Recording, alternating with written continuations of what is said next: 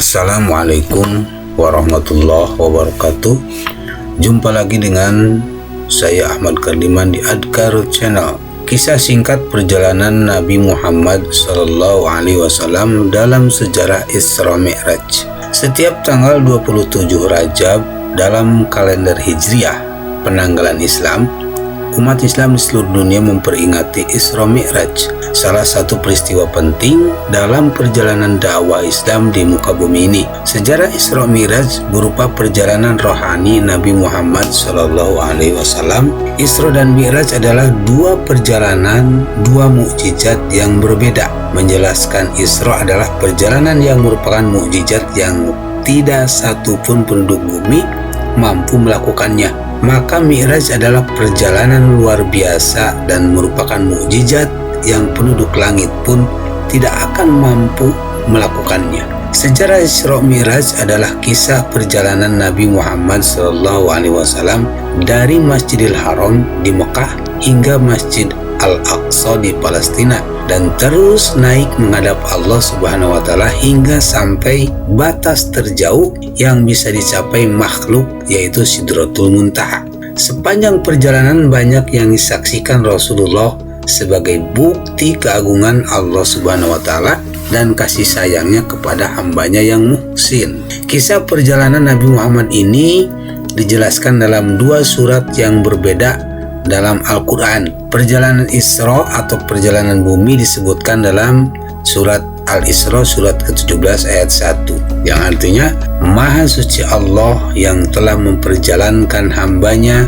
pada suatu malam dari Masjidil Haram ke Masjidil Aqsa, yang telah kami berkahi sekelilingnya agar kami perlihatkan kepadanya sebagian tanda-tanda kebesaran kami. Sesungguhnya Dia adalah Maha mendengar lagi Maha melihat.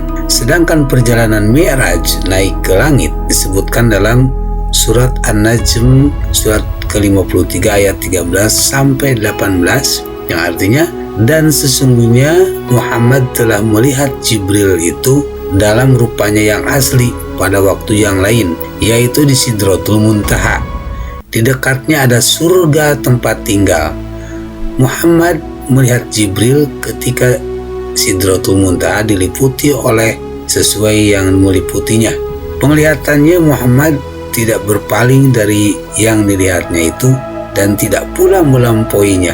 Sesungguhnya dia telah melihat sebagian tanda-tanda kekuasaan Tuhannya yang paling besar. Dalam peristiwa Isra Mi'raj inilah Nabi Muhammad SAW mendapat perintah untuk menegakkan sholat 5 waktu. Perintah tersebut kemudian disampaikan dan didakwahkan oleh Rasulullah kepada setiap umatnya dan menjadi kewajiban seluruh umat Rasulullah SAW. Peristiwa Isra Mi'raj Nabi Muhammad SAW yang diperingati setiap tanggal 27 Rajab oleh sebagian besar umat Islam, di mana peristiwa itu Nabi Muhammad diperjalankan oleh Allah dari Masjidil Haram ke Masjidil Aqsa dan berlanjut hingga ke Sidratul Muntaha dengan didampingi oleh malaikat Jibril. Peristiwa semalam itu memberikan pengalaman penting bagi Nabi Muhammad karena dapat mempertemukannya dengan banyak orang dengan beragam karakternya. Hal tersebut dijelaskan oleh Syekh Najmuddin Al-Ghaiti dalam kitabnya yang berjudul Dardir Mi'raj. Berikut golongan manusia yang dilihat oleh Nabi Muhammad SAW. Pertama, orang-orang yang gemar bersedekah.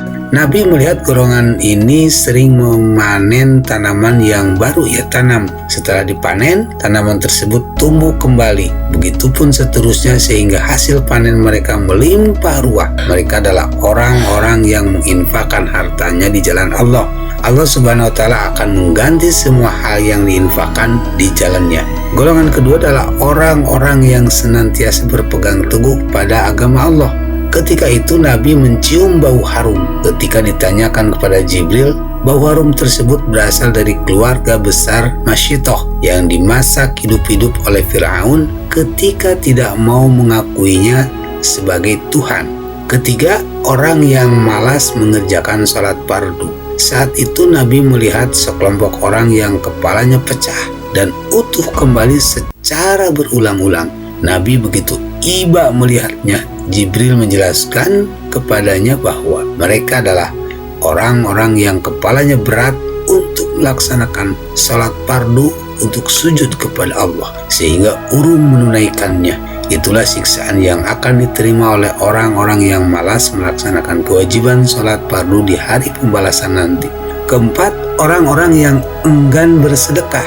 Mereka tampak oleh Nabi tengah memakan pohon dori, pohon kering dan berduri, zakum, tumbuhan yang rasanya pahit, dan batu yang panas. Kelima, Nabi juga melihat penzina yang lebih memilih wanita lain di luar istrinya sendiri. Kelompok ini digambarkan pada saat itu seperti orang yang menggenggam daging empuk dan daging busuk. Namun orang-orang ini memilih memakan daging busuk daripada daging empuk yang dibawanya. Orang-orang ini menurut Jibril adalah orang yang lebih memilih tidur dengan perempuan lain padahal ia memiliki istri yang sah. Selanjutnya kelompok keenam yang dilihat Nabi adalah para perampok atau pembegal. Nabi Muhammad SAW melihat golongan ini seperti kayu yang berada di tengah jalan. Saat ada orang yang melewati jalan tersebut, orang itu terbakar karena kayu itu. Kelompok ketujuh yang dilihat Nabi adalah orang yang memakan harta riba.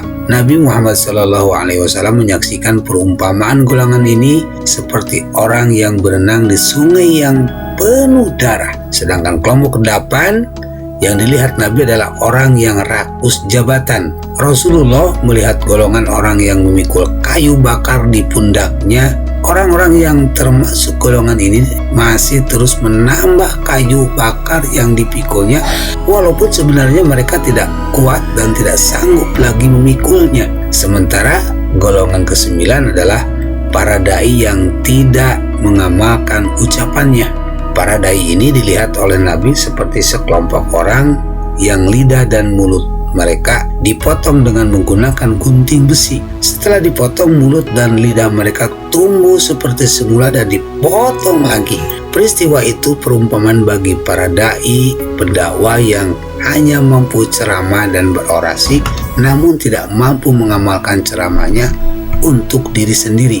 Golongan berikutnya adalah golongan pengumpat, menjadi golongan ke-10 yang Nabi Muhammad SAW lihat dalam perjalanan Isra Mi'raj. Saat itu Nabi melihat golongan orang yang berkuku panjang dan terbuat dari tembaga. Mereka mencakar-cakar muka wajah mereka dengan kuku tersebut. Menurut Jibril, mereka adalah orang-orang yang mengumpat perbuatan orang lain, tetapi mereka melakukan perbuatan tersebut. Terakhir adalah golongan provokator.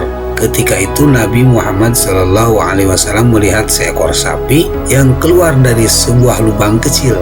Namun sapi itu tidak mampu kembali masuk ke lubang tersebut karena terlalu besar.